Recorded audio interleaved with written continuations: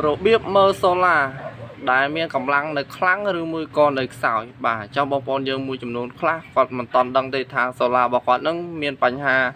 ឬមួយក៏អត់បាទអញ្ចឹងខ្ញុំចែកម្លែកវីដេអូមួយនេះទៅដល់បងប្អូនយើងទាំងអស់គ្នាសង្ឃឹមថាបងប្អូនយើងនឹងជួយ share ម្នាក់មួយបាទចង់ដឹងថាយើងមើលយ៉ាងម៉េចថាសូឡាយើងនឹងវាធ្លាក់ខ្សោយជាងមុនឬមួយក៏មិនធ្លាក់ខ្សោយអញ្ចឹងយើងកុំឲ្យខាត់ពេកយើងចូលទៅតាមដានមើលទាំងអស់គ្នាបងប្អូនប៉ុន្តែមុននឹងចូលទៅបងប្អូនកុំភ្លេចជួយ like ជួយ share វីដេអូនេះម្នាក់មួយផងបងប្អូនទាំងអស់គ្នាបាទដើម្បីចែកម្លែកទៅដល់បងប្អូនយើងដែលគាត់មិនតន់បានដឹងហើយគាត់រៀនមើលនិងទស្សនាមើលទាំងអស់គ្នាបងប្អូនដូចជាសូឡាមួយនេះចាំបងប្អូនបាទគឺបោះភ្ញៀវបាទគាត់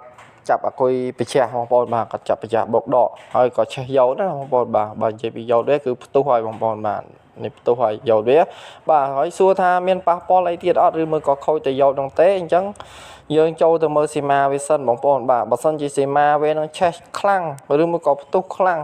ចឹងទោះបីជាយើងដូរយកនោះទៅក៏អត់ប្រយោជន៍ដែរណាបងប្អូនបាទអញ្ចឹងខ្ញុំចង់បញ្ជាក់បងប្អូនយើងឲ្យចេះមើលត្រង់ចំណុចនឹងទាំងអស់គ្នាបងប្អូនបាទមុននឹងយើងត្រូវដូរយកណា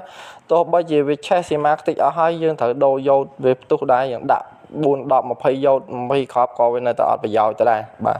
អញ្ចឹងយើងទៅមើលសូឡាហ្នឹងថាស៊ីម៉ាវាហ្នឹងខូចឬមួយក៏មិនខូចបាទបើនិយាយពីយកវាគឺវាផ្ទុះហើយបងប្អូនបាទអញ្ចឹងយើងទៅមើលស៊ីម៉ាវាមើលតើវាមានបញ្ហាដាច់ឬមួយក៏ផ្ទុះអត់បងប្អូននេះណាស៊ីម៉ារបស់វាគឺវានៅឆ្នោតត្រង់អញ្ចឹង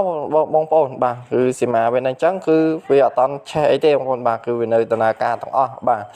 បើសិនជាវាមានបញ្ហាឆ្នោតឬមួយក៏កវ៉ាមឆ្នោតដូចសរសៃសក់ណាបាទអញ្ចឹងគឺបានន័យថាផ្ទាំងហ្នឹងគឺវាឆេះដែរហើយបាទបើសិនជាវាឆេះអញ្ចឹងហើយគឺវាខ្សោយជាងមុនណាបងប្អូនបាទឥឡូវខ្ញុំនាំបងប្អូនយើងទៅមើលអាសូឡាប្រផាត់ឆេះស៊ីម៉ាវាគឺឆេះយ៉ាងម៉េច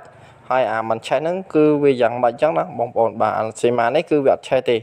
ឡូវយើងទៅមើលអាស៊ីម៉ាឆេះហ្នឹងវារូបរាងយ៉ាងម៉េចឲ្យបងប្អូនយើងឃើញជាក់ស្ដែង